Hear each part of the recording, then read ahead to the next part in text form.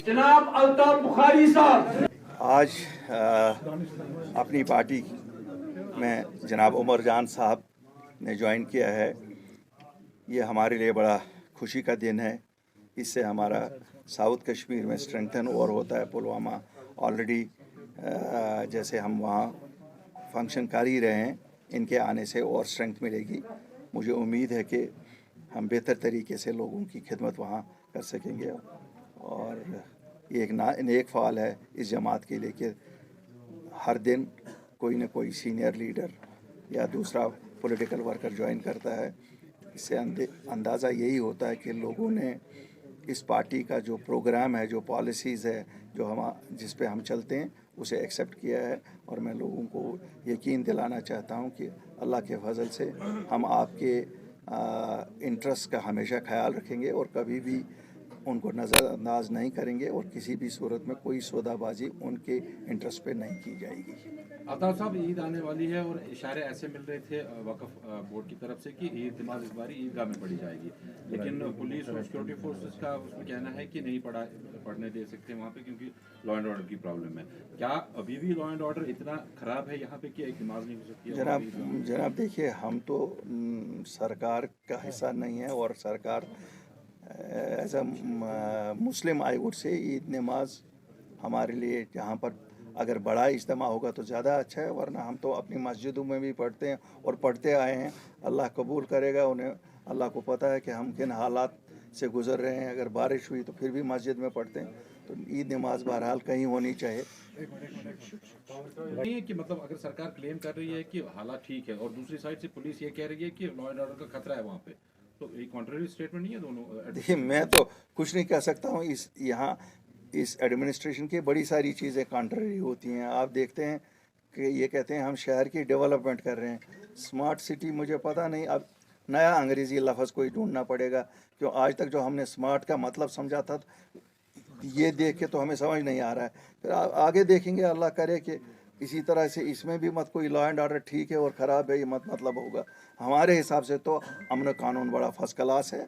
हम जब देखते हैं यहाँ पुरअमन हैं लोगों ने कोई हालांकि लोगों के सीने चीरे गए, जब घर तोड़े गए, वो होता है वर्चुअली छातियाँ चीरना, लेकिन लोग उस वक्त भी चुप करके बैठे, कोई एंटी इंडिया नारा नहीं दिया, कुछ नहीं दिया। तो इससे क्या हालात हो और ठीक हो सकते हैं। बुखारी साहब, कुछ दिनों पहले यहाँ पर ऐसे खबरें गश्त कर रहे थे कि यहाँ से कुछ डेलीगेशन गए हैं जो इलेक्शन करवाना चाहते हैं, और उसमें अगर देखेंगे तो नेशनल कॉन्फ्रेंस की तरफ से कुछ सालों पहले ये स्टेटमेंट आया था कि हम भीख नहीं मांगेंगे इलेक्शन के लिए, लेकिन वही दूसरी तरफ यहाँ से डेलीगेशन जाता है कि इलेक्शन कराइए। आप इस सारे सिनेरियो को कैसे देखते हैं? देखिए मेरे भाई, हम सब सियासी जमातें जो हैं, हम लोगों की उमंगों के ताबे होते हैं। मुझे लगता है लोगों की उमंग है कि इलेक्शन हो। अब नेशनल कॉन्फ्रेंस ने किस वक्त क्या कहा, अगर मैं उसमें जाऊंगा कि गड़े मुर्दे खोदूंगा, उससे तो कुछ फ़र्क नहीं पड़ेगा। लोगों की उमंगें हैं कि इलेक्शन हो जाए, अपने उनके चुने हुए नुमाइंदे आ जाए, और शायद ज़रूरत भी उसी चीज़ की है। बाकी मैं if I try to find a fault कि वो क्यों गए नहीं गए, फिर तो उन्होंने कहा था हम इलेक्शन नहीं लड़ेंगे जब तक यहाँ स्टेट नहीं आएगी। लेकिन they have accepted the reality यही है कि हमें लोगों के लिए सियासी जमातें लोगों की खिदमत के लिए हैं। लोग चाहते हैं इलेक्शन हो ताकि उनको अपने नुमाइंदे हों। What makes them hurdles to not contest elections in Jammu and Kashmir? तो अगर हालात भी ठीक है, एक तरह से बताया जाता है कि सब कुछ नॉर्मल है, टूरिज्म सेक्टर बढ़ रहा है, वो G20 मीटिंग भी पीसफुली होने जा रही है, तो इलेक्शंस क्यों नहीं करवाए? इसमें कौन सी बहुत बड़ी है, ये कोई बहुत बड़ा लुकमान होने की ज़रूरत है? ये तो सीधा है, बीजेपी बैक सीट ड्राइविंग कर रही है, वो तैयार नहीं है इक़्तिदार छोड़ने को। अकाउंटेबिलिटी के बिना सरकार चला रही है बीजेपी। ये कोई ढकी छुपी बात नहीं है। हम तो खुल के बोलते हैं, बाकी शायद ना बोले, हम तो खुल के बोलते हैं। वो चाहते होंगे, और ब्यूरोक्रेट, नो अकाउंटेबिलिटी, जो मर्जी। वरना आपको लगता है अगर यहाँ अवामी हुकूमत होती तो ये सत्यानाश श्रीनगर का हुआ होता, जो जैसे इन्होंने, या जम्मू का हुआ होता जैसे इन्होंने किया? कहाँ आपने देखा है 50 फुट की सड़क को 30 फुट की कर दिया है, और कहते हैं कि जी ये यूनानिमिटी है, यूनिफॉर्मिटी है, कितनी। हम लोग भी उनकी तरह नहीं शायद दुनिया घूमे होंगे, लेकिन कहीं कहीं हमने भी देखे हैं शहर कैसे होते हैं और कैसे बसाए जाते हैं। हम भी थोड़ी एक्सपीरियंस रखते हैं।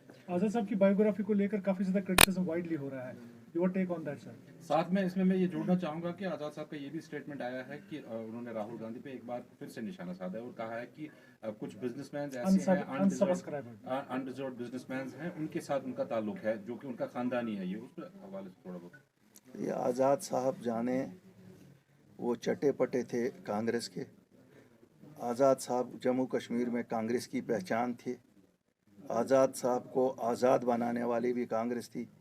अब वो क्या लिखते हैं क्या नहीं लिखते हैं वो उनका खुदा और गांधी फैमिली जानेगी। खुदा करे कि कम से कम आँखों का लिहाज वो आपस में बरकरार उनका रहे। हम तो इतनी ही दुआ करेंगे। I don't want to comment on Azad साहब्स what he has written, what he has not written. That is for Azad Sahab. He criticizes original leaders as well. उसमें सारे जो politicians यहाँ पर कश्मीर के आते हैं। वो जनाब आईने में अपना आप भी अगर देखेंगे उनको अपनी शक्ल दिखेगी। फारूक साहब का मानना है कि इलेक्शन एक साथ लड़के ही हम बीजेपी को हरा सकते हैं, क्या कुछ कहेंगे? हमने भी एक बार एक जमात को देखा था, उसने यहाँ लोगों से एतमाद लिया था ये कह के कि वोट हमें दे दो, बीजेपी के को बाहर रखेंगे। बीजेपी को भी हमने देखा, उन्होंने कहा था कि वोट हमें दे दो, हम ख़ानदानी राज वालों को बाहर रखेंगे। 24 घंटे दोनों जमातों को नहीं लगी। जैसी बीजेपी वैसी नेशनल कॉन्फ्रेंस, वैसी कांग्रेस, वैसी पीडीपी, ये सब ऐसे ही है। सर, एक नई पार्टी इमर्ज होने जा रही है, ऐसे खदशात जाहिर किए जा रहे हैं। उसमें बताया जाता है कि टॉप पॉलिटिशियंस ऑफ वैली जो है उसको ज्वाइन करने जा रहे हैं। आपके पास अगर कुछ इल्मियत उसके मतलब? मैं तो नहीं ज्वाइन करने वाला हूँ। बाकी मुझे टॉप किसी और की पता नहीं है। बाकी मुझे किसी की पता नहीं, मैं तो नहीं ज्वाइन करने जा रहा हूँ। सर, आज सुबह अमित शाह होम मिनिस्टर का एक बयान आ रहा है कि लोकसभा में 300 से अधिक हमारी सीट्स होंगी, तो कैसे आप देखेंगे उस बयान को? हमारी तो 5 ही सीटें हैं, हम क्या कहेंगे? 5 सीटों वाले क्या कहेंगे? हम वो भी 5 में भी अब डाई है हमारे पास, यहाँ रही डाई जम्मू चली गई, तो उसके बाद ही देखेंगे जब इलेक्शन होगा।